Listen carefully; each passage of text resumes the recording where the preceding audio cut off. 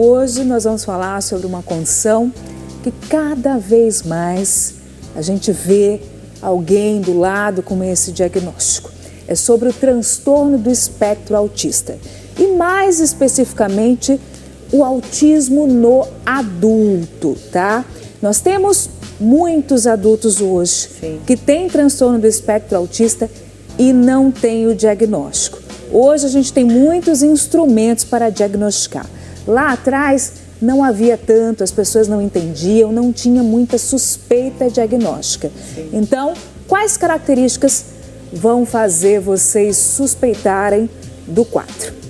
Está no ar, Entendendo o Cérebro com a doutora Francine Mendonça.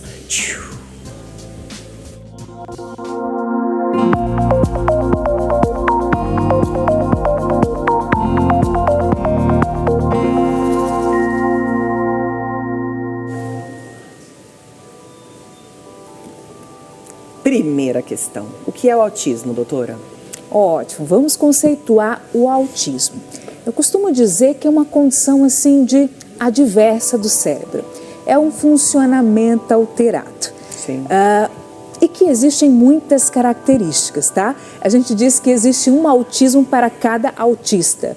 Por isso que se fala em transtorno do espectro autista. Porque tem várias características e não necessariamente você precisa ter todas. Mas, quando a gente fala em autismo, nós falamos em um transtorno do neurodesenvolvimento. O que é isso complicado? Você tem que ter as características nos primeiros anos de vida, porque ocorre no seu desenvolvimento, tá certo? Então, nos primeiros anos de vida. E se caracteriza por alterações de comunicação, dificuldade de comunicação, de interação social, tá? E também por comportamentos mais repetitivos, interesses mais restritos, tá? Então, a gente tem principalmente esses dois grupos. E aí, quando a gente vê uma pessoa, eu vou falar autismo, gente, mas o termo certo mesmo é transtorno do espectro autista, tá? Mas quando a gente vê o paciente autista, ele geralmente, tá? Cada um tem sua característica, mas ele pode ter dificuldade de chegar num grupo de conversa e desenvolver um assunto. Ele pode não ter interesse por aquele grupinho de conversa. Ele pode ser bem ritualizado, assim, ter uma dificuldade de sair da rotina, ficar super irritado.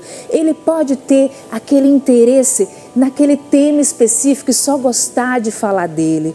Ele pode ter movimentos que a gente chama movimentos estereotipados. O que é isso? Movimentos ali, por exemplo, de bater a mão ou de balançar o corpo. E ainda, Gi, você já viu no filme, daqueles filmes que mostram um paciente autista fazendo assim? Sim, barulho também, né? Não pode ter muito barulho. Isso. Sim, que eles tampam o ouvidinho. Isso logo nos primeiros anos de vida. Nos primeiros anos de vida. Essa questão do tampar o ouvidinho é uma hipersensibilidade. Então, o autista ele pode ter uma hipersensibilidade a ações, tá?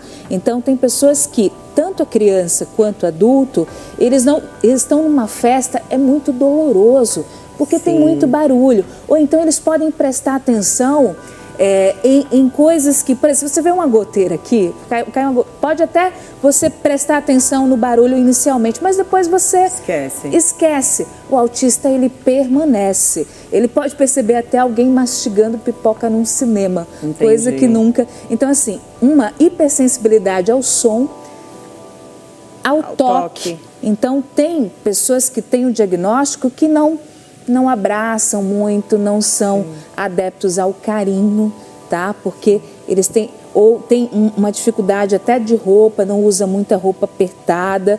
Então, são essas características. Alterações na comunicação e interação social e tendência a ter comportamentos e interesses mais restritos e repetitivos. Tem os níveis também, né?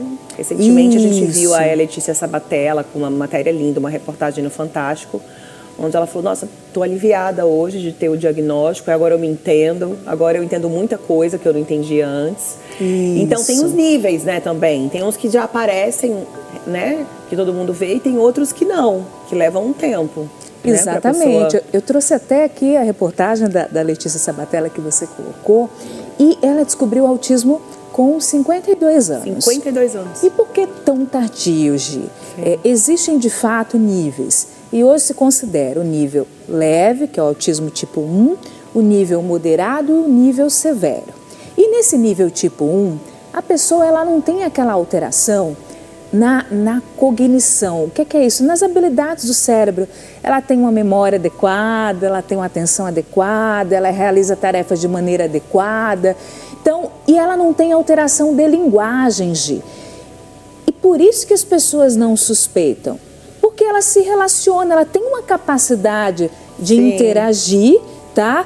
Ela não tem alteração de linguagem, então os pais, quando criança, não suspeitam, né? Tem pequenas alterações, ela pode ter, geralmente o autismo tipo 1, ele chega porque ele tem alguma dificuldade na interação, nos grupos sociais, na relação familiar, na relação com o parceiro, até muitas vezes dificuldade de se manter no trabalho, tá? Mas ele não teve essa suspeita clínica, tá certo? Então ele não depende de muito suporte, ele não tem uma dependência para atividades básicas de vida, mas ele tem problemas, né? Ele pode ter, por exemplo, evitar situações sociais de muito barulho. Ele pode, o autista ele tem uma questão que a gente chama de sincericídio. Muitas vezes ele é ingênuo, ele não tem filtro, então ele fala ele não entende muito, por exemplo, os gestos. Quando você está com raiva, você tem expressão.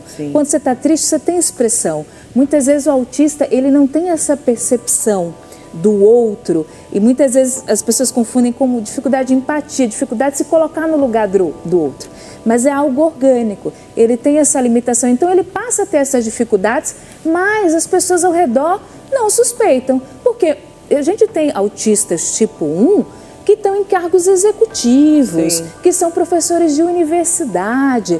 Por quê? Porque Letícia, grande atriz, quantos trabalhos exatamente. Fez, né? O autista também ele tem aquele hiperfoco. Quando ele tem interesse naquela coisa, ele fica naquilo ali, até esquece o resto. Então, eles tendem a ser muito bons naquele assunto que desperta o interesse. Esse é o autismo tipo 1, tá, gente? O autismo tipo 2... São quantos níveis, doutora? São 3. Tá. O autismo tipo 2, que é o moderado, aí a pessoa ela já passa a ter mais dificuldade. Uma dificuldade de contato social, por exemplo, mais dificuldade de interação social, mais movimentos repetitivos, até aqueles movimentos de estereotipias, né? Então, são pessoas que precisam de mais suporte social, né? Mais suporte, tanto de profissionais, enfim, como o entendimento da família. E o autismo tipo 3, que é o grave, aí realmente são pacientes que geralmente são dependentes. Muitos pacientes nem desenvolvem a fala e precisam de um suporte muito mais intenso, muitas vezes um cuidado contínuo, tá? Então são os mais típicos, são os que têm diagnóstico. E o que causa o autismo? Ótimo. Existem várias teorias de causa de autismo. Eu trouxe até aqui um slide que vai colocar que o autismo ele tem uma causa genética, tá? E também os fatores do ambiente, é no próximo.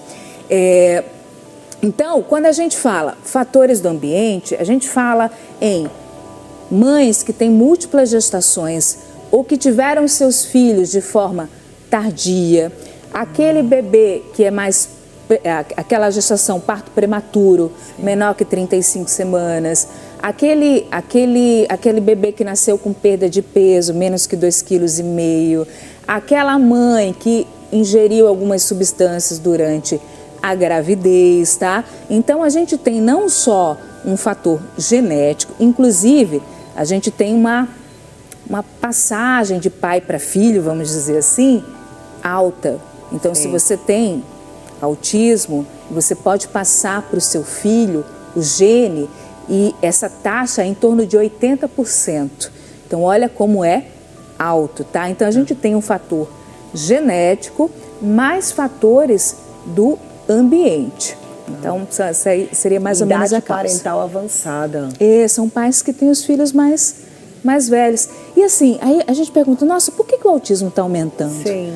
A gente vê a capacidade diagnóstica, porque hoje em dia existem muitos testes, viu, Gi, para diagnosticar, mas, por exemplo, idade dos pais avançadas. Muita gente está tendo filho isso. Tarde. Tarde, as mulheres estão aí procurando a independência primeiro, né? Para depois ter os filhos, então isso aumenta o risco. A gente tem vários outros fatores. Boa. Pode ser confundido o autismo com o TDAH? Pode ser confundido com o TDAH. E uma coisa muito interessante é que pessoas que têm autismo, o transtorno, né, do espectro autista, são pessoas que 70% delas podem ter doenças associadas, desenvolve doenças associadas, como o próprio TDAH, como ansiedade, como depressão, como distúrbios do sono, como processos alérgicos mais acentuados. Então, pode confundir? Pode. Por exemplo, uma criancinha que tem transtorno de déficit de atenção, ela pode ter, na verdade, uma dificuldade de comunicação. Então, quando os pais falam, né, quando os pais vão dar uma ordem, enfim, ela pode ser confundida como um déficit de atenção, mas, na verdade, ela está com dificuldade de se comunicar. Entendi. Então, pode ser confundida, sim. Agora, é importante trazer que muitas vezes chega um paciente na idade adulta que tem uma série de transtornos ansiosos ou que chegou com uma depressão. E, na verdade, a depressão, a ansiedade, esses fatores foram consequência já de um transtorno do espectro autista não diagnosticado na infância. Gente. Por isso que é importante, né? O diagnóstico mais cedo. Exatamente. E como que é feito esse diagnóstico, doutora? Ótimo. Como é que é feito o diagnóstico? E quais são os profissionais que vocês devem procurar para ter esse diagnóstico? O diagnóstico ele é feito por neurologista treinado, psiquiatra e psicólogo. E, logicamente, quanto mais auxílio a gente tiver, por exemplo, relatórios da escola, relatórios das pessoas próximas, observação dos pais, enfim, relatos dos amiguinhos, tudo isso junto. Não existe de hoje um exame que a gente diga assim, vai dar o diagnóstico de autismo, vou coletar um sangue, vai dar o diagnóstico de autismo? Não. Vou fazer um exame da cabeça, como tomografia e ressonância, vai dar o diagnóstico de autismo? Não, tá? O diagnóstico é clínico. Existem critérios. Os dois grandes grupos que eu falei para você de critérios são esses: dificuldade na comunicação e interação social e comportamentos repetitivos e restritos, tá? E que gera comprometimento em todos os setores da vida, em vários setores da vida. Profissional, familiar. Isso, familiar, nos amiguinhos. Então, existem questionários hoje que são validados e os profissionais que são procurados, neurologista, psiquiatra e psicólogo. O exame que é instrumento de avaliação do transtorno do espectro autista, a gente utiliza muito, é a avaliação neuropsicológica, tá? São questionários validados mundialmente, aplicados no indivíduo em várias sessões por um psicólogo especializado em neurologia, que a gente chama neuropsicólogo. Então, é dessa maneira o diagnóstico. Temos aí 2 vídeos, não é isso, gente? Vamos colocar agora para a gente ver os vídeos sobre autismo no adulto. É por isso que eu trouxe, acho que não vai entrar, mas você vê, certamente foi da Letícia Sabatella, porque ela teve uma reportagem. Nessa reportagem foi bem interessante, porque passaram adultos, né, falando assim, nossa, como foi importante o meu diagnóstico. E por que é importante o diagnóstico no adulto, Gi? Porque para muitos é um autoalívio. É um alívio. Poxa, eu passei por tudo isso, eu passei por todas essas dificuldades, porque eu tinha essa alteração. Porque muitas pessoas passam a vida se achando estranhos, não é? Então, por que eu sou assim? E tentando sempre voltar ao passado. Mas será que foi a relação com a minha mãe? Mas será que foi a relação com a minha irmã? E muitas vezes, quando você tem esse diagnóstico, você passa a entender. Eu tenho um paciente adulto que, quando novinho, ele ia para o telhado da casa, ficar isolado. E aí ele sempre ficava pensando, será que, né, foi alguma relação familiar? Por que essa dificuldade de relação? Né, eu tenho pacientes adultos que foram isolados no colégio. Entendi. Porque eram chamados, até como a própria Letícia Sabatella coloca. Ela falou. Eu era chamada de louquinha. Eu sempre fui reconhecida como artista, sonhadora, até em algumas situações mais abusivas como maluca. Revelou a atriz durante a entrevista sobre o diagnóstico. Exatamente. E aí, entendeu? Ela era muito hipersensível a estímulo, hipersensível ao barulho. Ela disse como se doía, como se estivesse batendo nela. Tá? E ela nunca entendeu isso, né? E ela nunca entendeu. Teve nessa mesma reportagem que você citou, tem uma paciente que fala assim, nossa, porque o autismo ele é muitas vezes inflexível nas suas ideias, muitas vezes inflexível até de horário. Ela disse que passava 1 minuto, ela não tolerava atraso. Sim. Passava 1 minuto do horário, ela já ficava muito agitada. Então, assim, ela entendeu porque o autista, Gê, ele segue muito rotina. Sim. E quando sai da rotina? E ele tem uma seletividade alimentar. O autista, ele tende a comer as mesmas coisas, tendem a ter mais problemas intestinais. Então, assim, só que cada um tem sua característica específica. Por isso que muitas vezes a dificuldade diagnóstica.